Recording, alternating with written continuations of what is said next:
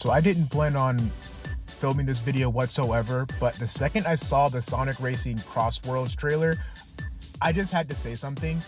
This is the exact kind of thing that Sonic needs right now, and I'm so glad that SEGA is going through with this. I mentioned in a previous video about how Sonic really needs to take advantage of his giant roster of characters, and this appears to be exactly what I was talking about. The videos that I've just so happened to be releasing relating to Sonic riders, as well as embracing Sonic's wider cast, it's just really funny how it just happened to be the games that are being referenced with Sonic's newest title coming out. I mean, I'm not saying that I predicted or anything, like, no, that'd be insane, but it's just, I'm so glad that SEGA is realizing that we have this huge roster of characters, we have these games, we have this entire world that people are super attached to and really appreciate, because Secret Rings and Black Knight have had something of a resurge lately in popularity, and I'm so glad to see that they're capitalizing on that. Not to say that nostalgia pandering is necessarily a good thing, but as long as they do this properly and they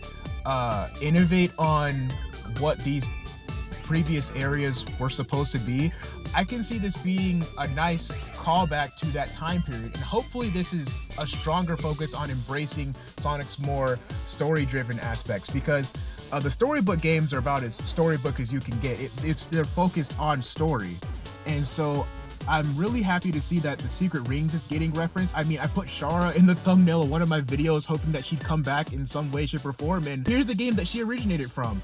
I'm just so glad that SEGA is embracing their roster. That's just the main takeaway from all this. I'll probably release a more structured video later on and hope they'll have some actual talking points, but this is just exactly what I wanted them to do in terms of character representation. In terms of character and game representation, I saw we still have a Green Hill Zone, but at least it's like a digital state. It's a digital statement, but we can look past that.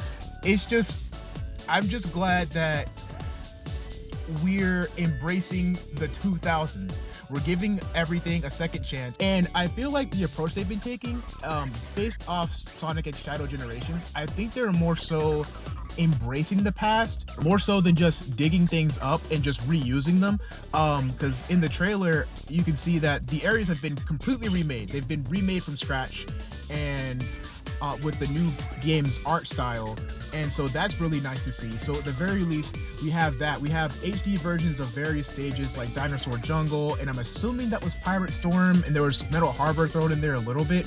So I'm just glad to see that SEGA is no longer afraid of the 2000s. They finally decided to embrace this world that they've built, that they've abandoned for the past decade, and it's just really nice for them to come back to it and revamp it for a new generation, as well as acknowledging older fans, because it really bothers me whenever certain game series or whenever any kind of entertainment does this, they just do callbacks to previous things. Say, hey, you know this thing? Yeah, you remember that thing? It's like, yeah, I do remember it. You have anything to say about it? No, we just wanted to mention it.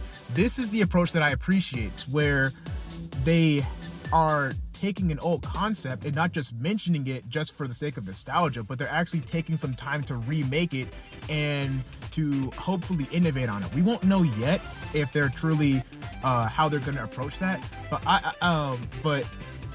I just want to say that I'm glad that we're embracing the 2000s, or not even just the 2000s. We're embracing Sonic's world as well as his characters, and we're no longer afraid of them, and that's just what I've been wanting them to do for so long now. I plan on making a more in-depth video going over various different things like the graphics and animations, as well as some other little details. It won't be super duper in-depth, but it's just some of my first impressions really. But this is just a video saying thank you, SEGA, for embracing the world and characters you created, because they've been sitting on a gold mine for so long and they just have not done anything with it. So if you enjoyed this little ramble, then make sure to subscribe for my next post, which should have way more structure than this. All right,